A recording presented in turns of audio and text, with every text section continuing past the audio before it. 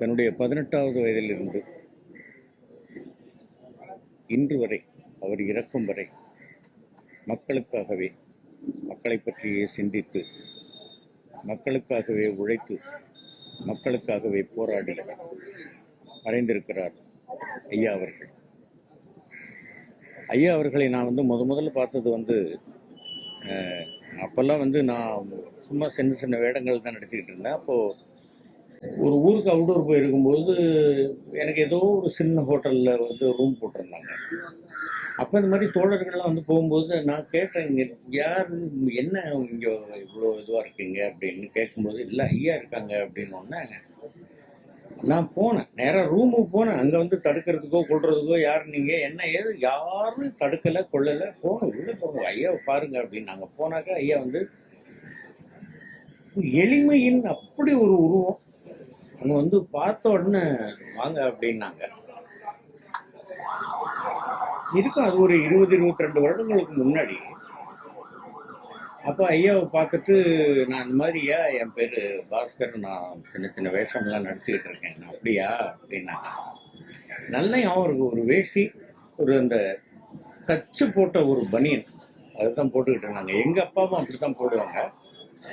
நான் உடனே எங்கள் அப்பாவோட பேர் சொல்லி, நான் முத்துப்பேட்டை ஆர்எம்எஸ் ஐயாவோட பையன் ஐயா அப்படின்னா. அப்படியா, அப்பா எனக்கு நல்லா தெரியும், நான் விசாரிச்சேன்னு சொல்லுங்க அப்படின்னா.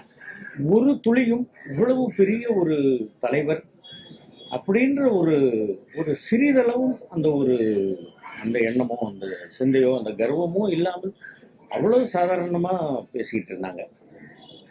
அதற்கு பிறகு ஒரு ஃபங்க்ஷனுக்கு வந்திருக்கும் பொழுது அவங்கள அவங்க பார்த்தேன். அப்போ கொஞ்சம் பிடிச்சிக்கிட்டு தான் நடந்து வந்தாங்க.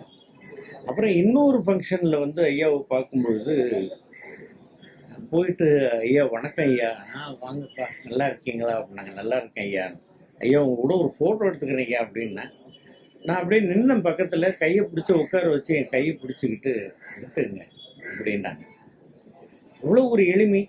சுதந்திர போராட்ட காலத்திலிருந்து மக்களுக்காக போராடி கொண்டிருந்த அந்த போராட்ட முறைக்கும் மாற்று கட்சியினர் கூட அவரை பற்றி எந்த விதமான ஒரு தவறான ஒரு இதுவும் கருத்தும் சொல்ல முடியாத அளவுக்கு ஒரு தூய்மையான ஒரு வாழ்வை வாழ்ந்துவிட்டு ஐயா அவர்கள் எல்லாரையும் விட்டு பிரிஞ்சிருக்கிறாங்க. ஐயா மாதிரி உள்ளவர்கள்லாம் 1000 ஆண்டுகள் வாழணும் அப்படின்னு நம்ம எல்லாருடைய மனதில் இருந்தாலும் இயற்கை அதுக்கு ஒத்துழைக்காது. ஆனால் கலாம் ஐயா அவர்கள் சொன்ன மாதிரி, பிறப்பு ஒரு சம்பவமாக இருக்கலாம், இறப்பு ஒரு சரித்திரமாக இருக்க வேண்டும் அப்படிங்கிற மாதிரி ஐயா அவர்கள் மக்களுக்காக போராடி இன்னைக்கு சரித்திரமாயிருக்காங்க.